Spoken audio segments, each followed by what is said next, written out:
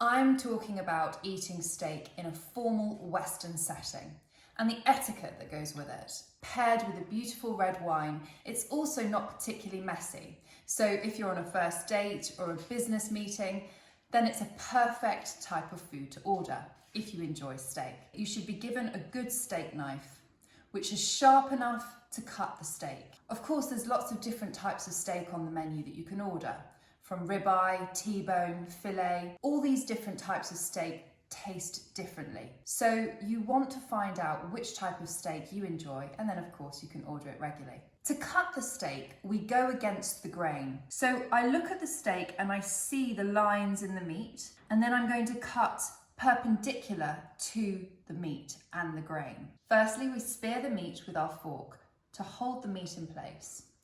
Next, we take the knife and with a zigzag sawing action, we cut against the grain. I repeat the action to cut another section, creating a small bite-sized piece of meat. Now I have the small bite-sized piece and I eat the piece of steak.